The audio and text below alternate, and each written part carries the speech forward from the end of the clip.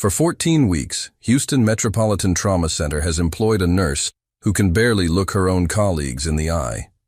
Elise Hargrove, dirty blonde hair always disheveled, hands that tremble holding a clipboard, and an apology stuck in her throat before she even opens her mouth. The doctors laugh at her in the hallways. The head nurse keeps her away from any serious case. The most arrogant surgeon in the hospital calls her the intern who never grows up. Nobody notices the thin scar above her left eyebrow. Nobody catches how her gray-blue eyes sweep every room in under 3 seconds. Nobody wonders why an incompetent nurse can find a vein in total darkness without hesitation. Until 3 Black Hawk helicopters land in the hospital parking lot, and 6 blood-covered Navy SEALs carry one of their own with a wound no civilian surgeon has ever seen. The hospital panics, the doctors freeze, and the nurse everyone despised stops trembling. If this satisfies the soul inside you that believes the quiet ones carry more than we know, hit that subscribe button and stay for what comes next. You are not ready. The coffee machine on the 3rd floor of Houston Metropolitan Trauma Center had been broken since February, 14 weeks. Elise Hargrove knew because she had started counting the day she arrived, and the machine had already been dead for 3 days by then. A handwritten sign taped to the front read, "Out of order, maintenance notified," in faded blue marker, and someone had added beneath it, in red pen, LOL. She stood in front of it anyway every morning at 5:45, holding her thermos of black coffee she brewed at home, staring at the sign like a woman visiting a grave. It was a ritual. Rituals were important. They kept the architecture of a day from collapsing into chaos. They gave the hands something to do besides remember. Her hands were the problem. They trembled. Not always, not violently, but enough. Enough for Dr. Julian Thorne to notice during her 2nd week when she handed him a chart and the paper shook like a leaf in a draft. Enough for him to smile that smile, the one that never reached his eyes, and say loud enough for the entire nurses' station to hear, "Hargrove, if your hands shake like that during an IV insertion, maybe we should get you started on decaf." The laughter had come easy. It always did when Julian Thorne made a joke. He was 36, 6 feet tall, jawline sharp enough to cut gauze, and he moved through the hospital like he owned the deed. Hugo Boss dress shoes clicking on linoleum, a Breitling watch catching fluorescent light every time he gestured, which was constantly, because Julian Thorne had never made a point without his hands. Chief of Emergency Surgery, board certified at 31, published in The Lancet at 33, and possessed of the deep, unshakable conviction that every person in the emergency department existed in a supporting role to his career. Elise had said nothing. She had lowered her eyes, pulled the chart back, and whispered an apology so quiet it barely displaced air. "Sorry, doctor." She apologized constantly. It was a reflex, or it looked like one. Sorry when she bumped a gurney. Sorry when she reached for the same supply bin as another nurse. Sorry when she existed in a doorway at the same time as someone else. The ER staff had stopped counting. Nurse Patricia Vaughn, the head nurse, a woman built from starched fabric and institutional memory, had summarized Elise Hargrove in one sentence during a staffing meeting the previous month. "She is a warm body filling a budget line." Nobody had disagreed. Elise wore her medium blue scrubs 2 sizes too large, the V-neck top hanging past her wrists, the drawstring pants pooling over her white nursing shoes. At 5'4", she was the shortest nurse in the department, and the oversized scrubs made her look smaller still, like a child wearing a parent's clothes. Her dirty blonde hair, the color of wheat left in the field too long, was always pulled into a loose ponytail, or a messy bun held together by a single elastic band. Strands escaped constantly, falling across her face, and she was always pushing them back with the heel of her hand in a gesture that looked nervous, but was not. Her eyes were gray-blue, the color of the Gulf of Mexico before a storm, and they were the only thing about her that did not fit the performance, because they moved. Not the darting, uncertain movement of an anxious person scanning for social threats. A different kind of movement, systematic, mechanical, left to right, high to low, then back to center, Every room, every time. 3 seconds. It was the kind of environmental scan taught at exactly one facility in the United States. The Naval Special Warfare Training Center in Coronado, California, and it was drilled into operators until it became as involuntary as breathing. Nobody noticed. Nobody was looking at the rookie nurse's eyes, except Margaret Chen. Dr. Margaret Chen, 61, semi-retired, worked the Tuesday-Thursday rotation and had been at Houston Metro for 22 years. She had seen every kind of nurse pass through those doors, the terrified, the competent, the dangerous, and the rare ones who were something else entirely. She had not yet decided what Elise Hargrove was, but she had noticed the eyes. And she had noticed the hands, not the trembling, the stopping. During Elise's third week, a 91-year-old Korean War veteran named Walter Briggs had gone into cardiac arrest in bed 7. The code alarm sounded. Staff converged, and in the chaos, Elise Hargrove's hands stopped trembling completely. Margaret watched her insert a peripheral IV line into Walter Briggs's collapsed, dehydrated, 91-year-old vein on the first attempt in under 4 seconds, with the smooth, automatic precision of someone who had done it 1,000 times in conditions far worse than a brightly lit emergency room. Then the code resolved, Walter stabilized, and Elise's hands started trembling again. Margaret Chen filed this observation in the part of her brain reserved for things that did not add up. She said nothing. Julian Thorne said plenty. He had made Elise Hargrove his favorite project, the way a cat makes a mouse its favorite project. Every shift they shared became a masterclass in casual cruelty, dressed as professional mentorship. Hargrove, when you insert a catheter, try to imagine the patient is a human being and not a pincushion. Hargrove, if you're going to stand in my operating theater, at least stand where you're not blocking the light. She absorbed it.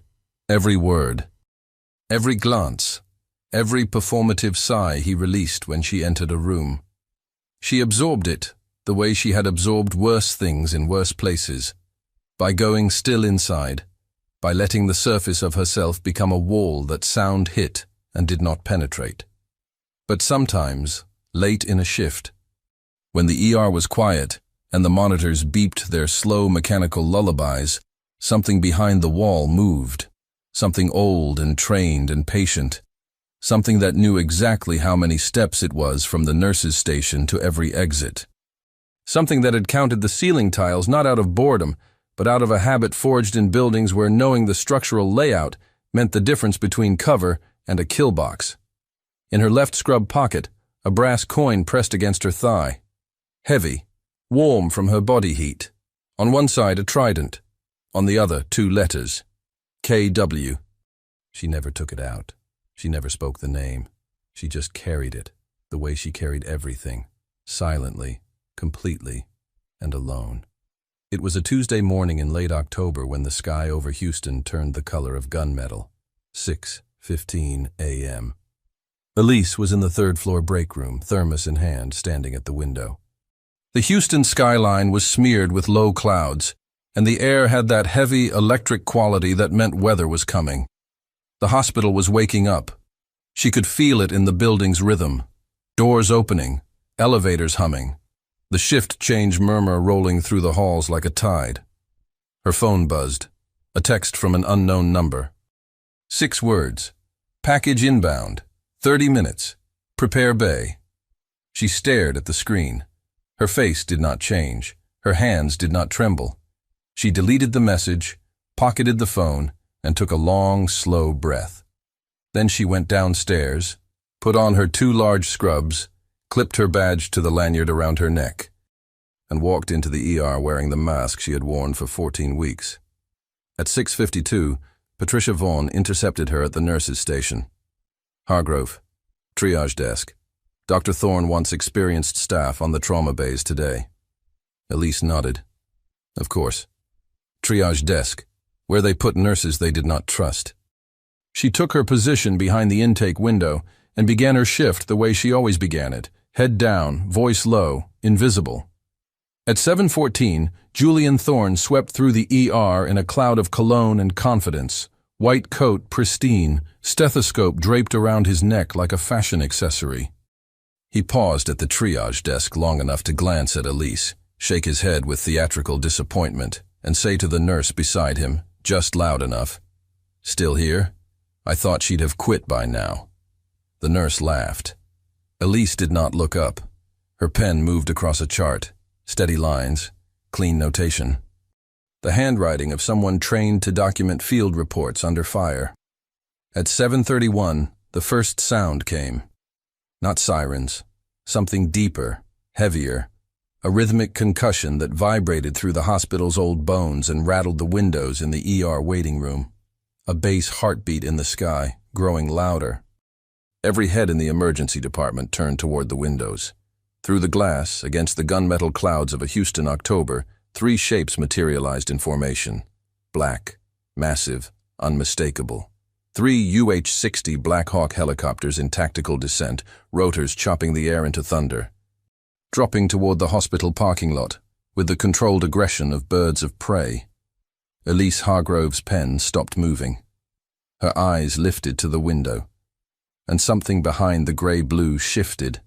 A door opening in a room that had been locked for 3 years. Her hands went still, completely, perfectly still.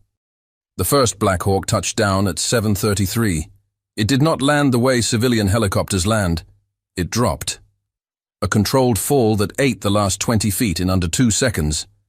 Skids hitting asphalt with a concussion that shook car alarms across the parking lot and sent a shockwave of rotor wash through the ER bay doors hard enough to scatter intake forms off the front desk. The second and third birds were down 4 seconds later in a tactical spread that turned the hospital parking lot into a forward operating base. The sound alone froze the entire emergency department. Elise Hargrove did not freeze. She gripped the edge of the triage desk with both hands, knuckles white, and held herself there the way a person holds a door shut against a storm. Her jaw was locked. Her breathing was measured. 4 counts in, 4 counts hold, 4 counts out. Box breathing. A technique taught to special operations personnel to control autonomic stress responses in combat. She was using it now because every nerve ending in her body had just caught fire. Through the ER bay windows, she watched. The first bird's crew chief kicked the cabin door open before the rotors spun down. 2 operators jumped out, rifles up. Scanning the perimeter. Multicam tactical pants, coyote brown plate carriers, American flag patches reversed on right shoulders, boots dark with something that was not mud. One had a sealed trident on a chain around his neck, swinging free as he moved. From the second helicopter, 4 more operators emerged, carrying a litter between them. The man on the litter was massive, 6'2", even horizontal, easily 220 pounds of muscle, now slack and gray beneath a blood-soaked tan t-shirt that had been cut open from collar to hem. His plate carrier had been removed, tossed into the cabin behind them. His tactical pants were sheared up the left leg to the hip, exposing a thigh wound packed with combat gauze that was already saturated through. Dark arterial blood pulsed around the edges of the packing in a rhythm that Elise recognized instantly as femoral. He had minutes, maybe less.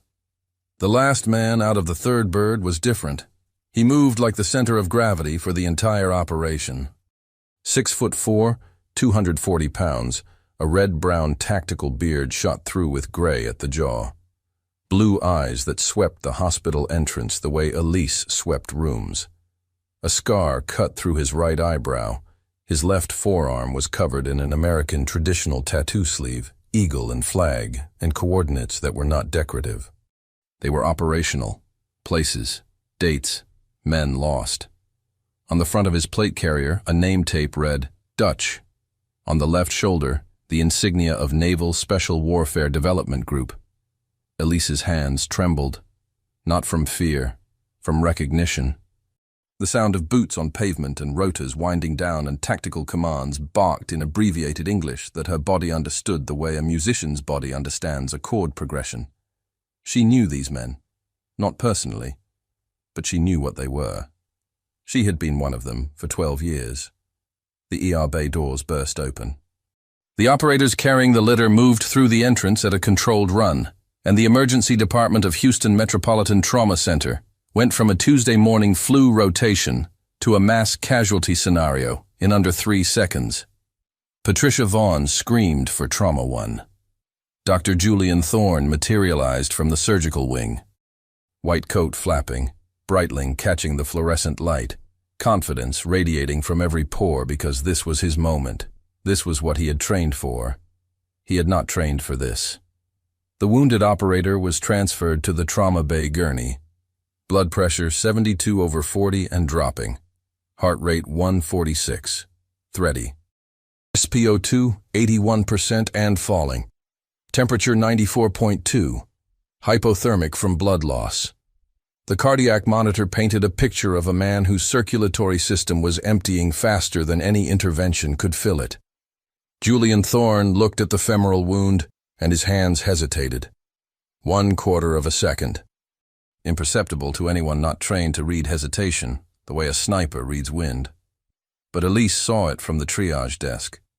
She saw the moment Julian Thorne realized he was out of his depth. The combat gauze packing was military grade. The wound pattern. A high-velocity rifle round fragmenting against the femur before shredding the femoral artery in 3 places existed in military surgical textbooks and nowhere in his experience. He defaulted to protocol. Get me 4 units of ONEG. Start bilateral large-bore IVs. Prep the rapid infuser. Someone page vascular surgery. His orders were correct. And they were approximately 9 minutes too slow for a patient who had approximately 6 minutes of viable blood pressure remaining. Dutch appeared in the trauma bay doorway. He filled it. His rifle was slung across his chest, barrel down, finger indexed along the receiver. Behind him, 2 more operators took positions in the corridor. A reflexive security posture that put armed men between their wounded teammate and every approach vector.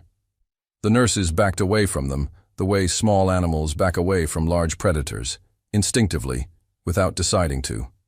He took a 7.62 round through the left femoral triangle, Dutch said.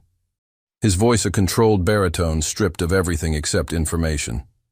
Entry medial, fragmentation against the femur. Combat gauze is packed, but it's not holding. He's been down 26 minutes. Julian Thorne blinked.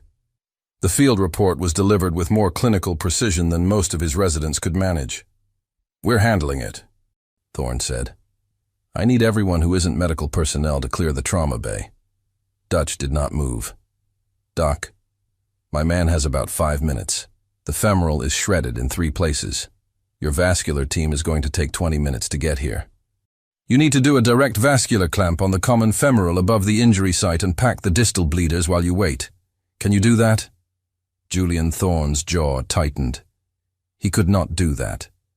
Direct vascular clamping of the common femoral in a fragmentation trauma field was a battlefield technique requiring blind digital dissection through debris, bone fragments, and hemostatic agent. He had performed it 0 times. I said we're handling it.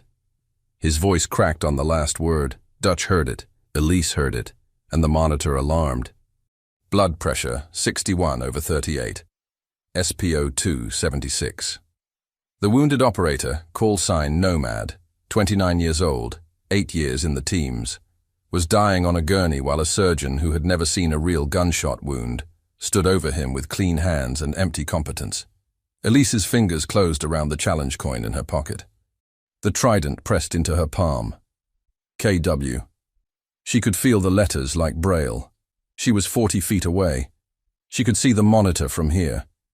She could see the blood pooling on the floor beneath the gurney, dark and arterial, spreading in a pattern she had seen too many times, in too many places. She could see Nomad's face going gray. She could see his chest moving in the shallow, rapid pattern of compensatory shock. She could see Dutch's jaw tighten as he watched a doctor fail his man in real time. Her body wanted to move. Every hour of training, every reflex hammered into her at Coronado and refined in combat screamed at her to cross that room and put her hands into the wound. She had clamped femorals in the dark, in the rain, in helicopters shaking so hard she braced her elbow against the bulkhead. She could save him. She was perhaps the only person in this building who could save him in the next 4 minutes, and she did not move. Because moving meant the end of Elise Hargrove. Moving meant questions she could not answer, and a name she had buried so deep that speaking it felt like exhumation. She had spent 3 years making herself invisible.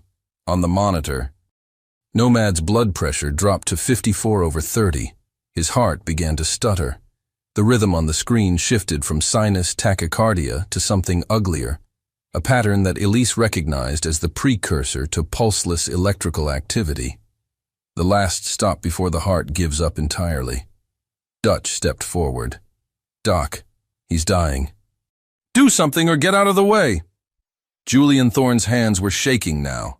The irony was exquisite and terrible. The surgeon who had mocked Elise's trembling hands for 14 weeks was standing over a dying man with fingers that could not hold still. He looked at the wound. He looked at the monitor. He looked at Dutch. And for the first time in his career, Dr. Julian Thorne had nothing. No protocol, no textbook, no Lancet article, nothing. Margaret Chen appeared at the trauma bay entrance. She assessed the situation in 3 seconds. She saw the wound. She saw Thorne's face. She saw the numbers. And she turned to the triage desk. Her eyes found Elise Hargrove.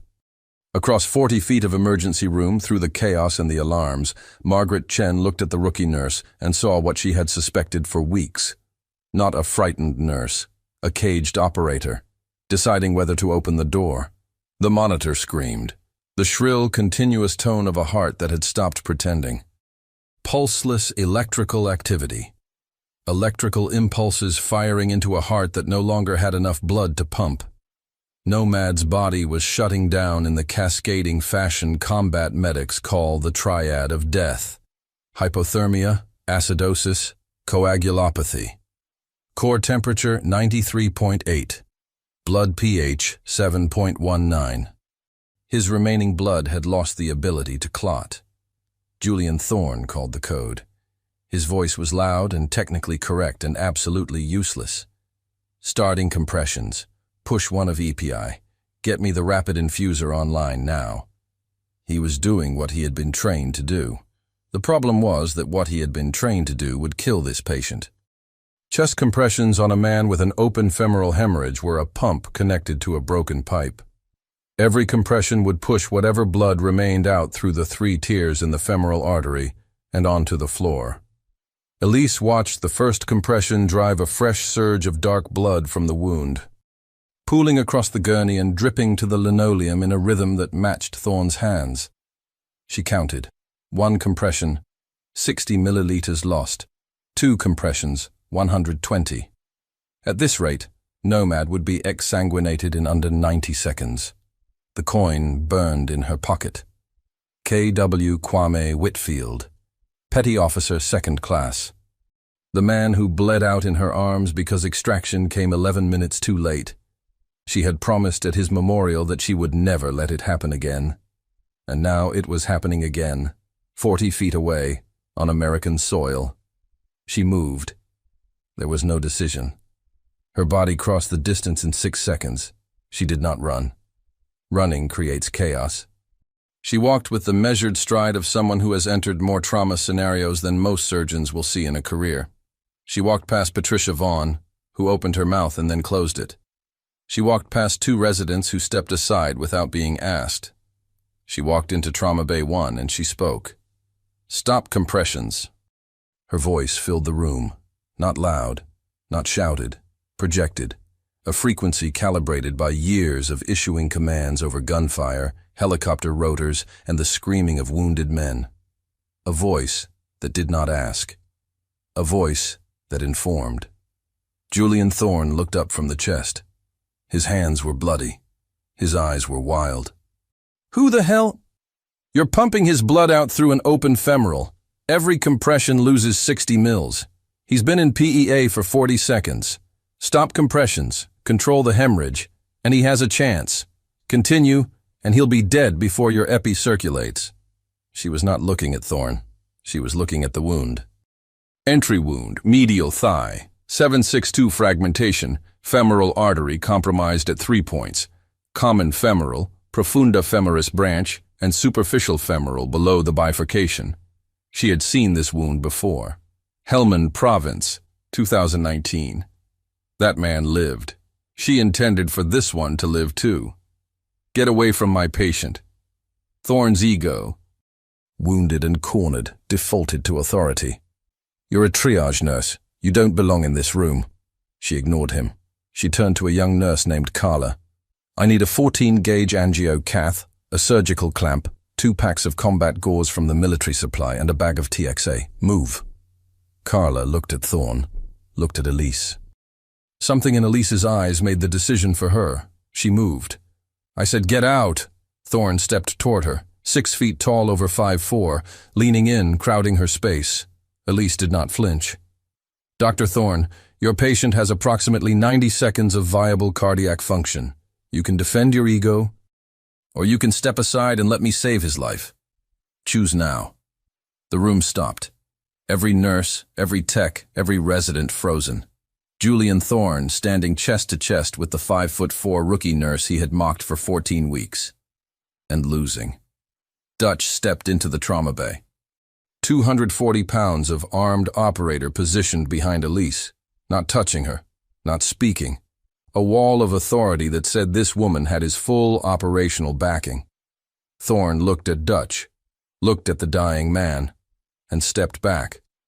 Elise was at the bedside in 1 second. Her hands went into the wound. No gloves, no time. Her fingers found the common femoral artery by touch, navigating through clotted gauze and bone fragments with a tactile precision born from performing this procedure under fire. She located the proximal tear 2 centimeters above the bifurcation and applied direct digital pressure against the pelvic ramus. The bleeding slowed. Enough. Clamp. She applied the vascular clamp to the common femoral one-handed, by feel, in under 4 seconds. The proximal hemorrhage stopped. The room heard the absence, the silence where the wet sound of dying had been. She packed the distal bleeders with combat gauze, hemostatic agent activating on contact. Then secured a junctional pressure dressing using a technique classified under Naval Special Warfare Medical Training Protocol 7. TXA. She spiked the bag, ran the line, calculated the dose, 1 gram over 10 minutes, followed by 1 gram over 8 hours. She spoke the numbers aloud for the nurses documenting. Because documentation saves lives in courtrooms and after-action reviews. The cardiac monitor changed. PEA resolved. A rhythm appeared, weak, thready, but real. Blood pressure, 58/32. Not good, but alive. She looked up from the wound. Her hands were red to the wrists. Her soaked scrub sleeves clung to her forearms, revealing compact musculature she had hidden for 14 weeks. On the back of her right hand, shrapnel scars caught the surgical light. On her forearm, a 5-centimeter vertical scar was visible for the first time. Resume compressions. Gentle. 60 per minute. Just enough to circulate the TXA and the volume. We are buying time until vascular gets here. She said it to the room, and the room obeyed. Not because she had authority, because she had competence. And in that moment, in the hierarchy of a trauma bay where a man was dying, competence outranked everything. Dutch had not moved from his position. He was watching her hands. He had seen hundreds of combat medics work. Corpsmen, PJs, 18 deltas. He knew the difference between a civilian who had read about junctional hemorrhage control and an operator who had performed it under fire. The woman in front of him had performed it under fire. The technique, the speed, the calm. The way she managed the room while her hands worked independently. Operational muscle memory. He looked at her face. Dirty blonde hair falling loose. Gray-blue eyes locked on the monitor. Scar above her left eyebrow. 5'4", early 30s. Hands that had not trembled once since she entered this room. He knew. Not the name or the team. But he knew what she was, the way a wolf knows another wolf in a field of dogs. Vitals stabilizing. Carla's voice was awed. BP 66/38. Sat climbing. 82%. Keep the rapid infuser running. 2 more units ONEG, and someone find me a warming blanket. His core temp is 93.8. We're not out of the triad yet. She spoke in the language of combat casualty care. Triad. TXA. junctional hemorrhage. These were not nursing school words. These were not even medical school words. These were battlefield words. Margaret Chen stood at the trauma bay entrance, arms crossed, watching with vindication and grief for all the weeks this woman had spent hiding. Julian Thorne stood against the far wall, white coat splattered with blood that was not his, Breitling trembling on his wrist. He was watching Elise Hargrove save a life he could not save, using techniques he did not know, with a calm he did not possess. For the first time in his career, he had nothing to say. The vascular surgery team arrived 11 minutes later. Dr. Anand Kapoor, chief of vascular, took one look at the clamp placement, one look at the hemostatic packing, and said, "Who did this?" Patricia Vaughn opened her mouth. No sound came out. Carla pointed at Elise. "Doctor." Kapoor walked to her. He looked at the clamp. "That's a modified Pringle maneuver adapted for junctional trauma. I've seen this technique exactly twice, both times in papers published by the Naval Special Warfare Surgical Research Division." He looked at Elise. "Where did you learn to do that?" Elise met his gaze. Her gray-blue eyes were steady. Her hands did not tremble. The challenge coin around her neck had escaped from her scrub top during the procedure. It hung in the open, brass catching the surgical light. The trident was visible. The initials, KW, were visible. She said nothing. But the coin said everything. Behind her, Dutch took a single step forward. His eyes moved from the coin to her face. A word formed on his lips. A recognition. He did not speak it. Not yet. But in the silence of Trauma Bay 1, with Nomad's heart beating steady on the monitor and the smell of blood thick in the air, every person in that room understood that the woman in blood-soaked blue scrubs was not, and had never been, a rookie nurse. The question was no longer whether she was hiding something. The question was, what? And from whom? The hallway outside Trauma Bay 1 smelled like copper and floor wax. Elise stood at the sink in the scrub room, washing Nomad's blood from her hands under water so hot it turned her skin pink. She scrubbed methodically, the way she had been trained, wrists to fingertips, 30 seconds per hand, cleaning under every nail. The water ran red, then pink, then clear. Her hands did not tremble. She was not sure they would ever tremble again. The door opened behind her. She did not turn. She had already identified the footsteps. Hard-soled dress shoes on linoleum, aggressive heel strike, the walk of a man who believed every room he entered belonged to him. Julian Thorne stood in the doorway. His white coat was gone, replaced with a fresh one from the physician locker room. His Breitling gleamed. He looked like a man who had spent the last 15 minutes rebuilding a wall that had collapsed in public. "My office," he said. "Now." She dried her hands, followed him.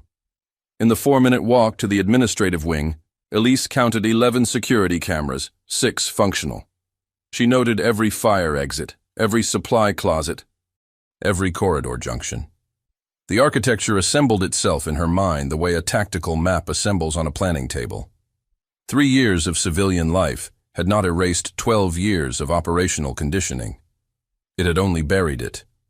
And the burial was over. Thorne's office was on the 2nd floor. Corner unit. Window overlooking the parking lot where the 3 Black Hawks still sat on the asphalt, like sleeping predators.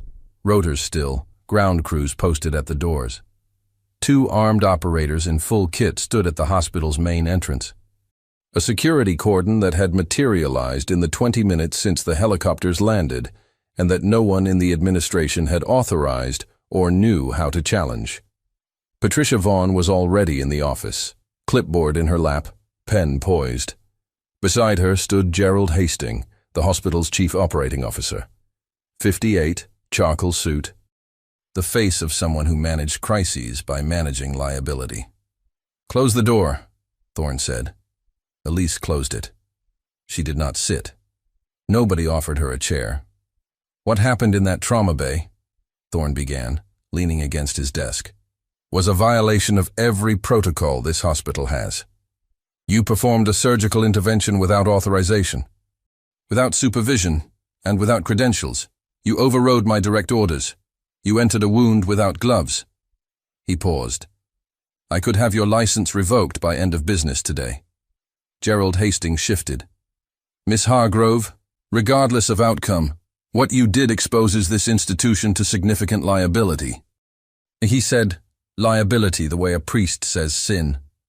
Patricia Vaughan's pen was moving. She was documenting. Every word, every pause, every response. Building a paper trail with the efficiency of someone who had built many paper trails before. Elise looked at them.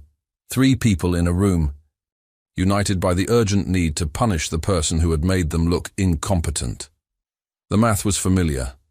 She had seen it in military debriefs, in interagency turf wars, in every institution where ego outranked outcome.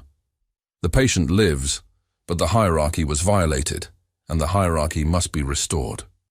The patient was in pulseless electrical activity, she said. Her voice was level. The hemorrhage was uncontrolled.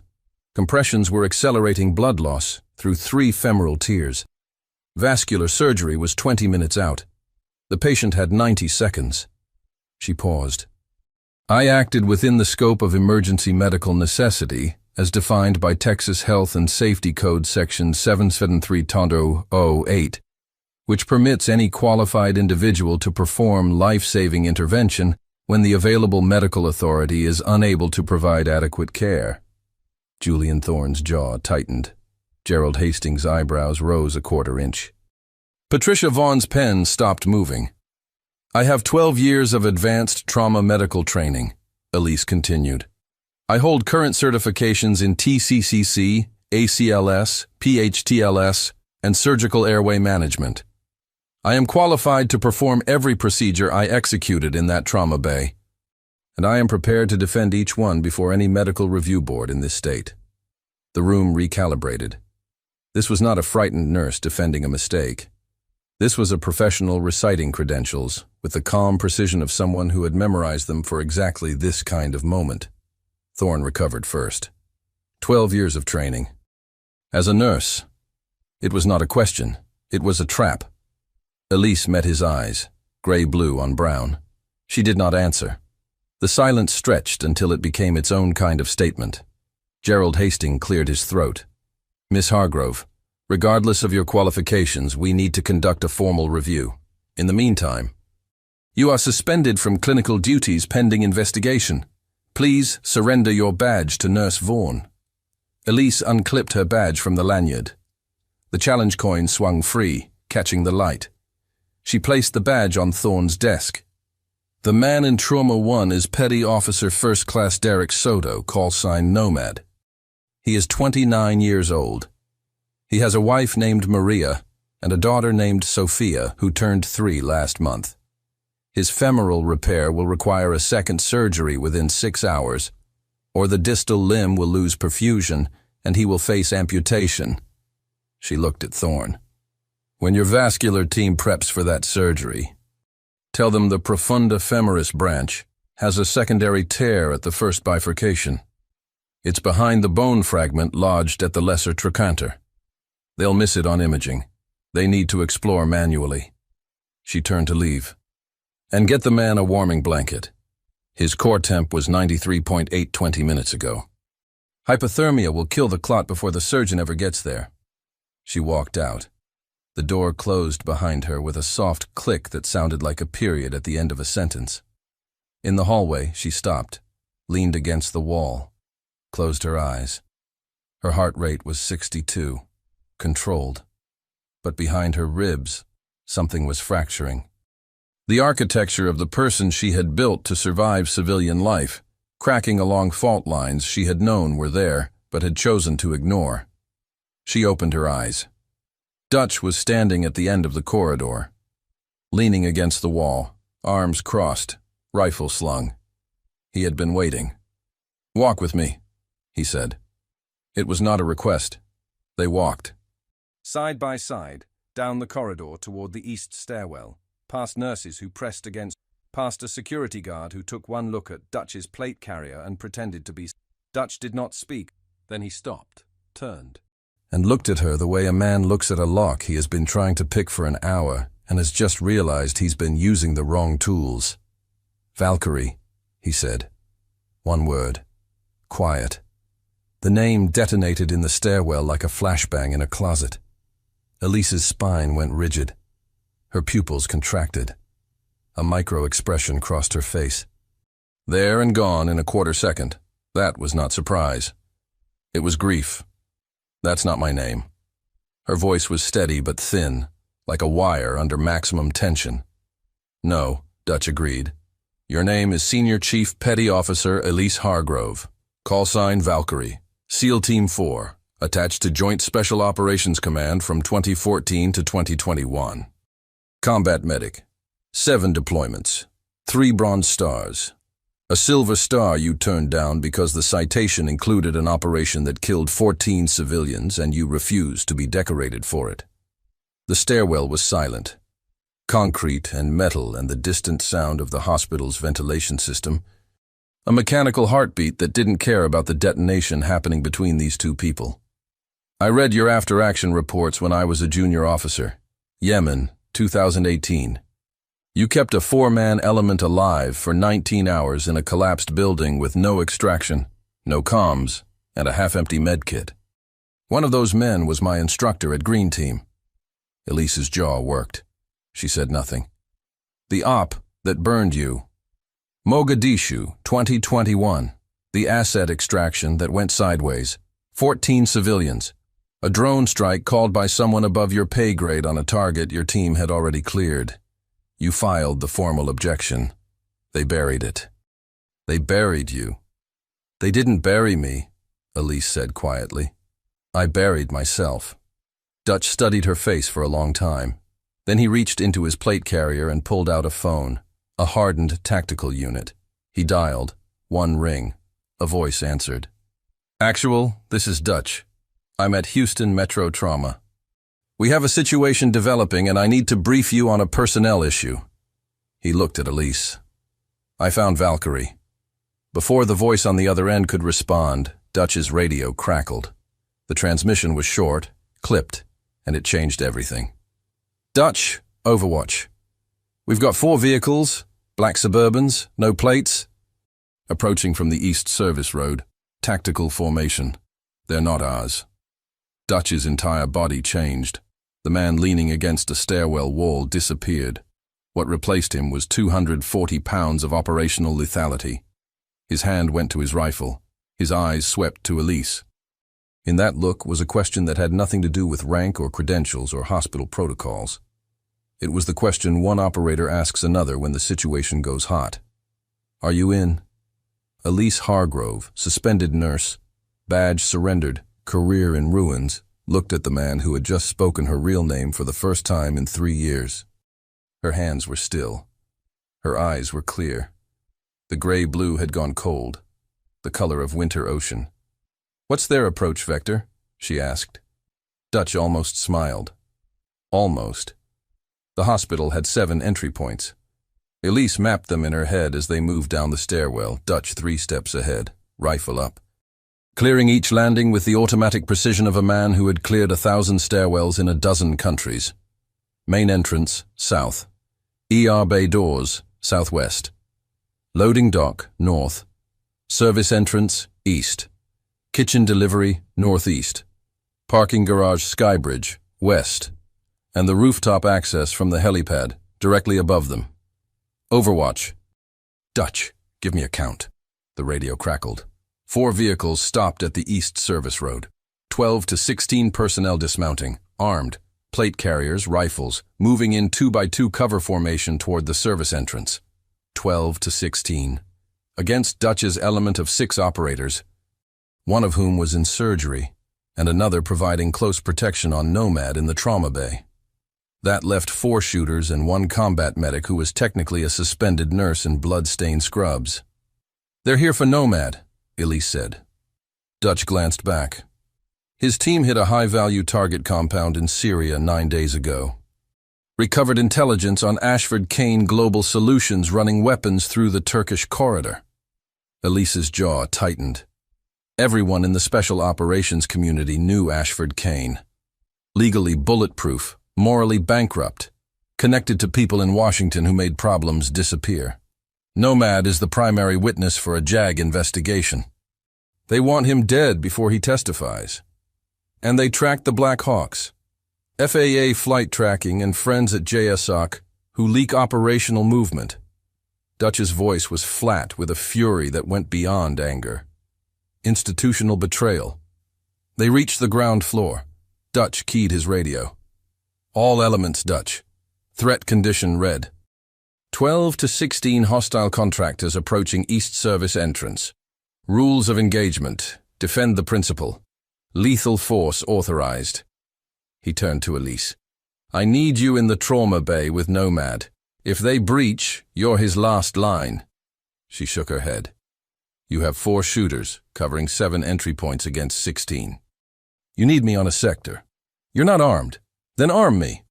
Dutch drew a Glock 19 from a concealed holster. 14 rounds plus 1. He held it out grip first. You're not on the roster. You're not covered by our ROE. If you fire this weapon, every lawyer in the DOD will come for you. Elise took the weapon. Her hand closed around the grip with the familiarity of a pianist returning to a keyboard. She indexed her trigger finger, press-checked it. I was never on the roster. That never stopped me before. Dutch handed her 2 spare magazines. She tucked them into her scrub's waistband, 1 on each hip. East Corridor, Dutch said. Service entrance. That's their primary breach point. The corridor is 60 feet long. 1 turn, 2 alcoves. Good cover at the junction. If they stack on the door, you'll hear them before you see them. Elise was already moving. Dutch! She stopped. He looked at her. The same look from the stairwell, wolf to wolf. Valkyrie, welcome back. The East Service corridor was 60 feet of institutional linoleum with 2 shallow alcoves where vending machines hummed. The service entrance was a heavy steel fire door with a crash bar. Elise positioned herself at the corridor junction, Glock in a 2-handed grip, muzzle down at 45 degrees.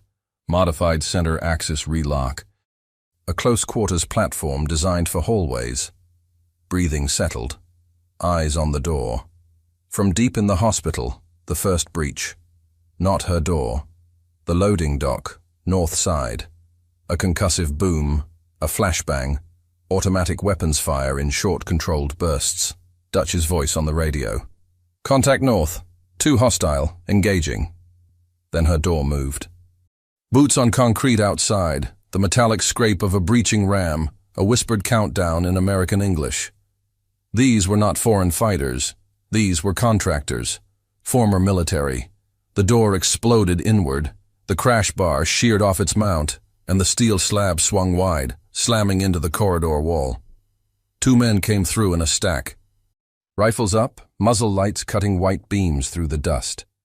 They were fast. They were professional. They had done this before. Elise was faster. The first man cleared the threshold and swept left, away from her position. Standard breach protocol. First man takes the strong side. His muzzle light swept across the vending machines. In the half-second his back was exposed. Elise stepped from the alcove and fired twice.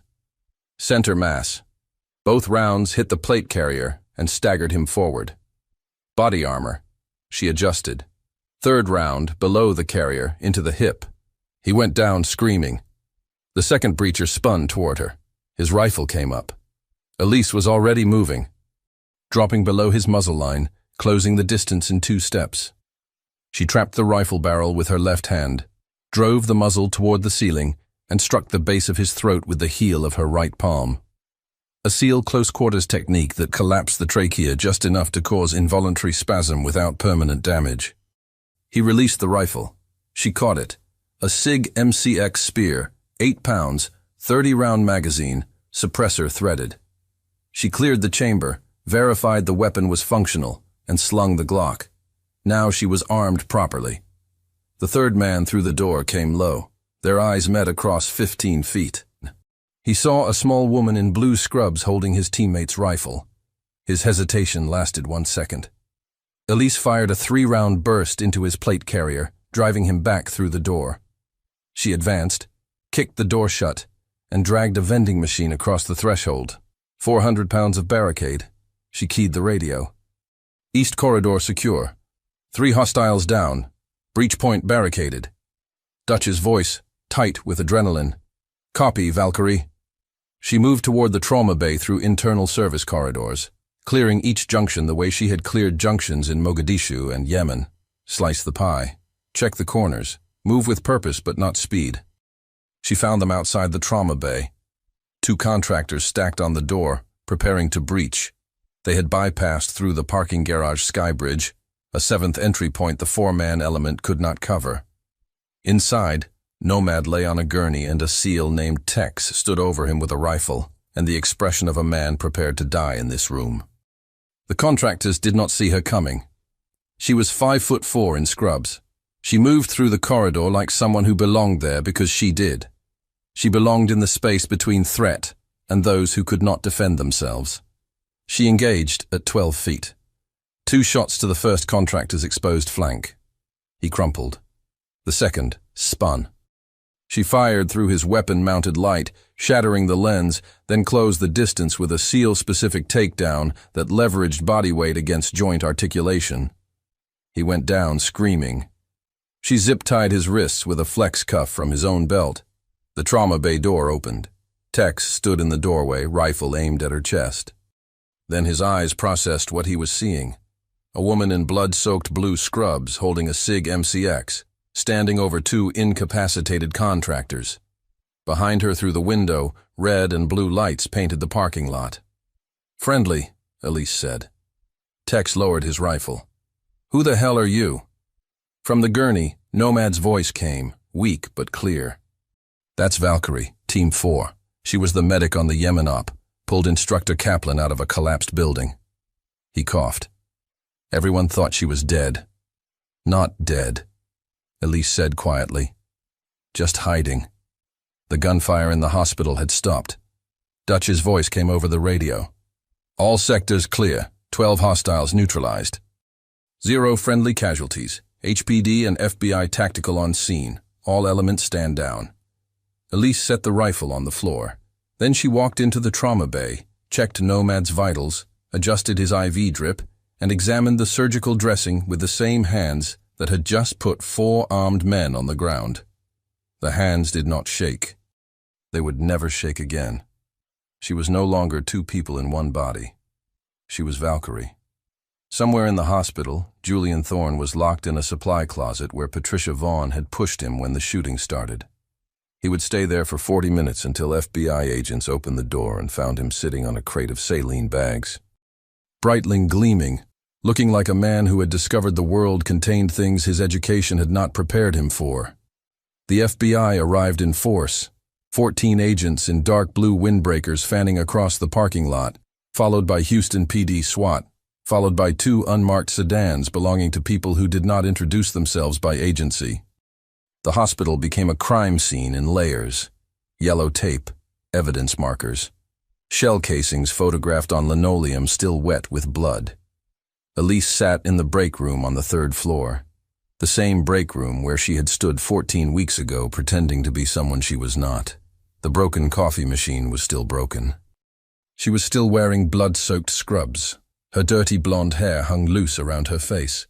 The challenge coin hung openly on its chain, trident catching the fluorescent light. Her hands were in her lap. Still. They would always be still now. Special Agent Dinah Reeves found her there. Lean, no nonsense. Eyes that had conducted 1,000 interrogations. She placed a recorder on the table. Senior Chief Petty Officer Elise Hargrove, call sign Valkyrie. SEAL Team 4, JSOC 2014 to 2021. 7 deployments, 3 Bronze Stars. A Silver Star you requested be withdrawn. She opened a file. Mogadishu, March 2021. Operation Crimson Passage. Your team extracted a CIA asset from the Hodan district. Extraction was compromised. A drone strike was called by a JSOC liaison on a building your team had cleared. 14 non-combatants killed, 7 children. Elise's face did not change. You filed a formal objection. It was classified and buried. Your commanding officer offered a medical separation with NDA. You refused. Took an administrative discharge. Gave up your pension, benefits, rank, and disappeared. I didn't disappear. I became a nurse. Reeves studied her. The JSOC liaison who authorized that strike was Colonel Marcus Webb. He retired in 2022 and was hired as Chief Security Consultant for Ashford Kane Global Solutions, the same Ashford Kane that just sent 12 contractors to kill a witness in a civilian hospital. Elise felt the full weight of what had been done to her. They had killed 14 civilians, buried her objection, forced her out. And the same man had joined the same company, now trying to murder the evidence. The circle was complete. "What do you need from me?" "Everything. Testimony. The formal objection you filed, which I'm guessing you kept." Elise almost smiled. 3 copies. Safe deposit box in Virginia. JAG attorney, I trust. And 1 encrypted on a server that auto-releases to the Washington Post if I don't check in every 90 days. Reeves laughed. "You operational types are something else. We plan for contingencies." The door opened. Dutch filled the doorway. Behind him, 2 of his operators flanked the corridor. He looked at Reeves, looked at Elise. "Agent Reeves, I need 5 minutes with Senior Chief Hargrove." Reeves glanced at Elise. Elise nodded. The agent gathered her recorder and file and stepped out with the practiced ease of someone who understood the unspoken hierarchies between federal agencies and special operations. Dutch sat down. He placed a brass challenge coin on the table. DevGru insignia on one side, a motto on the other. The only easy day was yesterday. Nomad's out of surgery, second femoral repair. They found the secondary tear exactly where you said. Kapoor said without it, he'd have lost the leg. He paused. He's going to walk. He's going to testify, because of you. Elise looked at the coin. "I didn't do it for a coin." "I know. That's why you deserve one." Dutch leaned back. "Warcom wants you back. Full rank restoration, back pay, lead instructor for the combat medic pipeline at the Naval Special Warfare Center. They're expanding. They need someone who's done it at the highest level. Every medic you train carries something into the field. Every operator who comes home alive traces it back to you." Elise was quiet for a long time. The Houston skyline softened in the late afternoon light. "When I left the Navy," she said, "I told myself I was done. 12 years, 7 deployments, Kwame." She touched the coin on her chest. "I watched my best friend die because extraction was 11 minutes late. I can tell you every second of those 11 minutes. The sky. The pitch of the rotors when they finally came. The weight of his body when he stopped breathing." She paused. "I came to this hospital because I thought I could be small. Disappear into the scrubs and the charting and the terrible coffee. But you can't be small when you're not. You can't watch a man die on a gurney and not move because moving would blow your cover. That's not healing. That's cowardice." Dutch understood silence the way operators do, as space where truth breathes. "I'm not going back to Coronado," Elise said. "I'm staying here. This hospital is broken. The veterans who come through those doors deserve better, and I can give them better. Not as Valkyrie, as a nurse who knows what these people have been through because she's been through it herself."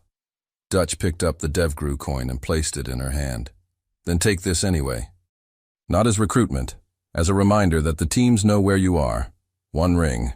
That's all it takes." He stood, extended his hand for a forearm clasp, warrior to warrior. She gripped it. "Fair winds, Valkyrie. Fair winds, Dutch." He walked out. His boots faded into the hospital's ambient noise. Elise was alone with 2 challenge coins and the hum of a building that was learning to breathe again. The knock came at 6:15. Julian Thorne stood in the hallway. No white coat, no Breitling. A plain blue shirt with sleeves rolled up. He looked like a man who had been dismantled. "Can I sit down?" She stepped aside. He sat with his hands folded and his eyes on the table.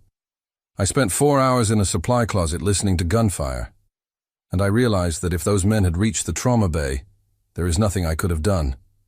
I am the chief of emergency surgery at a level 1 trauma center, and when real trauma walked through my doors, I froze. I gave orders that would have killed my patient. I mocked the only person who could save him. Then I tried to have her fired for saving him." He looked up. eyes red from the exhaustion of staring at yourself without looking away. Sorry doesn't cover it. What I did was systematic. I belittled you every shift. I used my position to feel superior to someone so far beyond me that the comparison is embarrassing. His voice cracked. I sat in a closet and listened to a woman in scrubs fight a war to protect a man I couldn't save. And I understood that medicine isn't about credentials. It's about showing up when it matters. I didn't show up. Elise looked at him the way she had looked at young operators who failed their first real test. Not contempt, not pity. Understanding that failure is where growth begins. When I was in Bud S, she said, my instructor told us something on the first day. The ocean doesn't care about your ego. It doesn't care about your resume. It doesn't care how many papers you published or how fast you can run. The ocean only cares about one thing. Can you keep going when everything in you says quit? She paused. You froze today. That's a fact. But you're sitting here now, which means you didn't quit. That counts. Thorne's jaw worked. He nodded once. The nod of a man rebuilding himself from the foundation up. Nomad's going to need follow-up care, wound management, PT oversight, infection monitoring. That requires a surgeon willing to learn military trauma protocols and coordinate with Naval Medical Center. She looked at him. Are you willing to learn? For the first time, Julian Thorne's face showed something other than arrogance. It showed humility, raw and real. Yes, teach me. She extended her hand, not a forearm clasp, a handshake, the gesture of a teacher accepting a student. He took it. His grip was firm, but no longer aggressive. Something had shifted in the architecture of who Julian Thorne was going to be from this day forward, and both of them knew it. 3 weeks later, Elise stood in the renovated emergency department.